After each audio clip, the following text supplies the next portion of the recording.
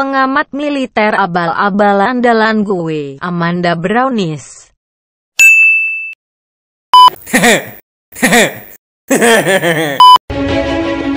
Halo Bren, kembali lagi di Amanda Channel. Mesin tahap kedua jet tempur Sukhoi Su-57 Bren, atau dalam bahasa NATO Velon disebut Bren usut punya usut, memiliki kapabilitas spektakuler dan memiliki umur pakai yang lebih panjang. Kapabilitas mesin ini melebihi kemampuan semua mesin yang digunakan oleh jet tempur generasi kelima, baik buatan Amerika, buatan Prancis ataupun buatan Eropa Bren. Mesin terbaru Sukhoi Su-57 lebih gahar ketimbang mesin F-35 Lightning II yang akan dibeli Indonesia. Nah, ini adalah hal yang menarik untuk kita bahas, bukan? Tapi sebelum lanjut, kita dengarkan intro dulu ya, Bren.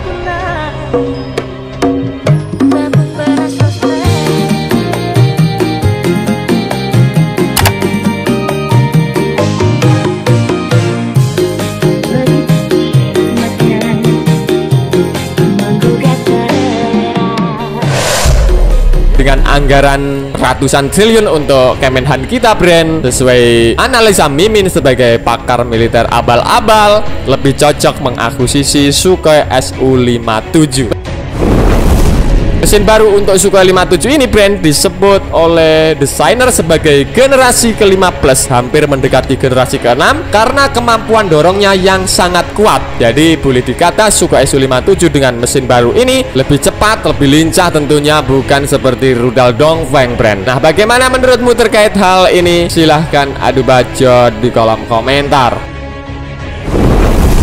Cabang dari United Engine Corporation kepada televisi bintang merah milik Kementerian Pertahanan Rusia mengatakan ini adalah mesin yang dirancang khusus untuk pesawat baru. Saya bahkan dapat mengatakan bahwa ini adalah generasi 5+. Dengan demikian, Sukhoi Su-57 buatan Rusia lebih canggih ataupun lebih kuat ketimbang F-35 Lightning II. Karena F-35 tahu sendirilah Bren, gak ada musuh, gak ada angin, tiba-tiba jatuh sendiri. Bercanda.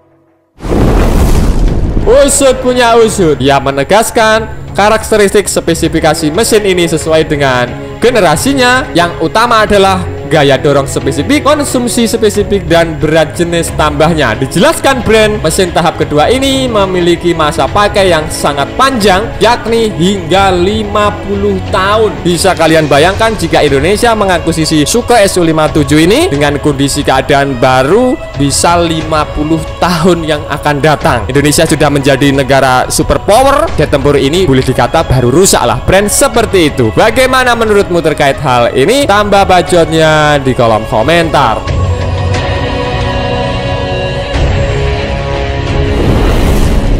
Tidak ada mesin lain di dunia yang menghasilkan gaya dorong spesifik seperti itu. Kalau tidak masuk akal masa pakainya hanya sekitar 30 tahun. Sebagaimana diketahui, Rusia tengah mengembangkan mesin yang akan digunakan khusus untuk Sukhoi Su-57. Karena sebagai jet tempur yang digadang oleh Om Putin sebagai jet tempur yang tercanggih di dunia, mesin ini sering disebut sebagai Is-Delay. Sejauh ini, properti Sukhoi Su-57 yang telah dioperasikan mesin menggunakan mesin yang digunakan pada Sukhoi Su-35, yaitu Saturn AL-41FP Bren. Dengan demikian, Sukhoi Su-57 menggunakan mesin baru, tidak sama dengan Sukhoi Su-35. Dari tayangan video TV diperlihatkan mesin baru untuk Sukhoi 57 berada di bangku uji sedang menjalani uji statis. Nozzle vector mesin terlihat dengan jelas. Usut punya usut, Sukhoi Su-57 telah memasuki seri produksi pertama yang dilengkapi dengan mesin AL-41FB. Pesawat ini Bren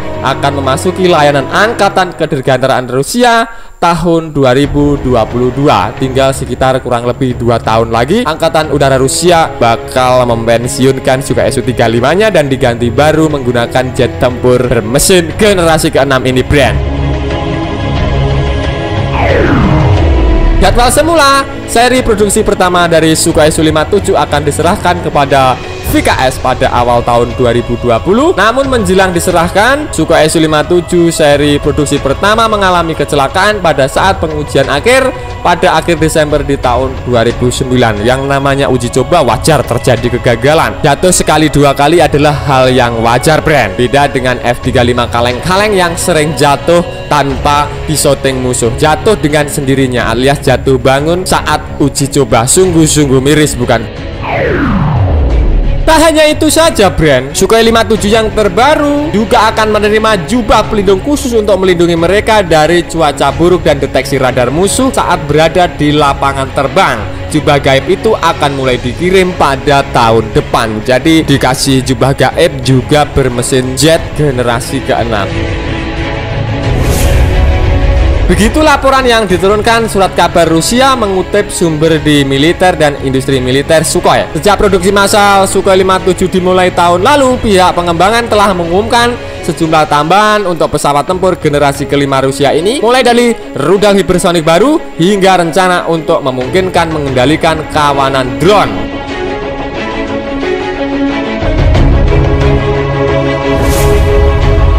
Selain menyelubungi pesawat, brand, jubah gaib itu akan melindungi elektronik eksternal pesawat, termasuk antena, sensor, radar, serta sistem optik yang elektronik dari elemen. Mantan Komandan Angkatan Udara Pertahanan Rusia mengatakan kepada wartawan bahwa jubah tersebut akan menghilangkan informasi dari musuh potensial seperti di mana basis pesawat, berapa banyak, serta dari mana dan di mana mereka telah dipindahkan. Pokoknya musuh repot, nggak bisa mendeteksi Sukhoi 57 ini, brand.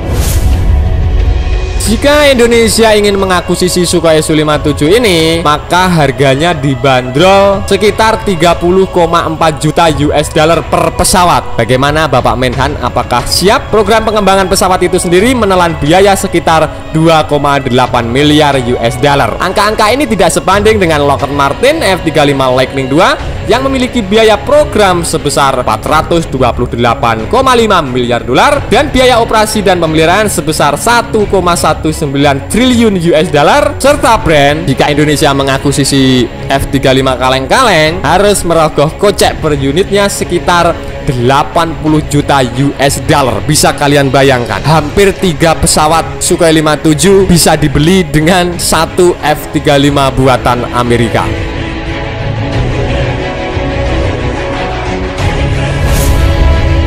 Nah, brand, itu tadi pembahasan admin seputar Indonesia dengan dana yang ekonomis lebih cocok mengakuisisi Sukhoi 57 ketimbang F-35 kaleng-kaleng. Bagaimana menurutmu terkait hal ini? Silahkan adu bacot di kolom komentar. Nah, brand, oke, sekian dulu video dari Amanda Channel. Jangan lupa like, share, komen, dan subscribe agar channel ini semakin berkembang dan tentunya bisa bermanfaat bagi kalian semua. Nantikan video menarik dari kami lainnya. Terima kasih, see you next time, bye.